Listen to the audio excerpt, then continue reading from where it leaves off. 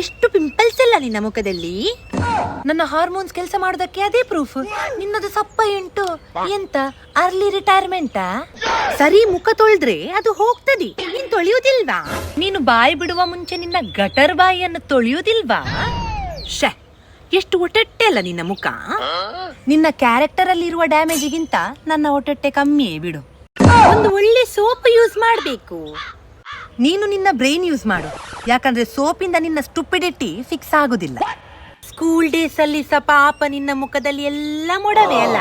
School days ಇಂದ ನೀನು manners ಅಂದ್ರೆ ಎಂತ ಅಂತ ಕಲೀಲೇ ಇಲ್ಲಲ್ಲ. ಕ್ಲಿಯರ್ ಸ್ಕಿನ್ ಇದ್ರೆ ತುಂಬಾ ಚಂದ ಕಾಣುದು ಹುಡುಗಿಯರು. ಕ್ಲಿಯರ್ ಮೈಂಡ್ ಸೆಟ್ ಇದ್ರೆ ಅವರ ಮಾತು ಕೇಳಲಿಕ್ಕೆ ಖುಷಿ ಆಗುದು. ಸ್ವಲ್ಪ ಮೇಕಪ್ ಮಾಡಿ ಅದನ್ನೆಲ್ಲ ಮುಚ್ಚಿ ಹಾಕ. ನೀನು ನಿನ್ನ ಕಕ್ಕೂಸು ಬಾಯಿಗೆ ಬೀಗ ಹಾಕುವ ಪ್ರಯತ್ನ ಮಾಡ್ಬೇಕ. ಸರಿ, ನೀರ್ ಕುಡಿಬೇಕು, ಆಕ್ನಿ ಎಲ್ಲ ಹೋಗ್ತದೆ. ಈಗ ನಾನು ನೀರ್ ಕುಡಿತೇನೆ, ನೀನ್ ಸ್ವಲ್ಪ ಎಜುಕೇಶನ್ ಕುಡಿ ಆಯ್ತು. ಹುಡುಗರು ಸಹ ಇದನ್ನೆಲ್ಲ ನೋಡ್ತಾರೆ, ಒಳ್ಳೇದಲ್ಲ. Real men stay, fakes get filtered.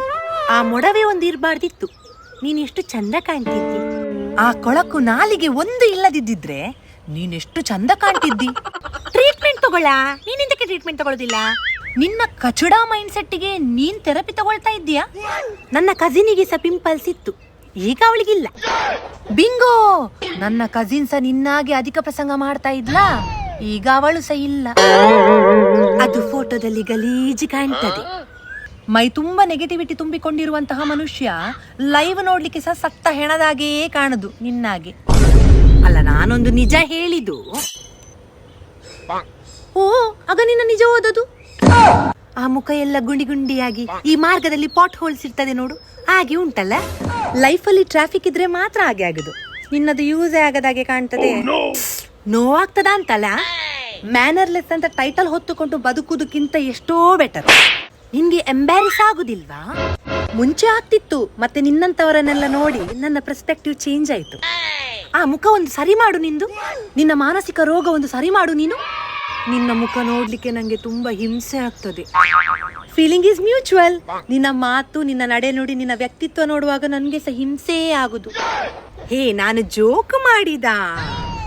ಓ, ಜೋಕಾ?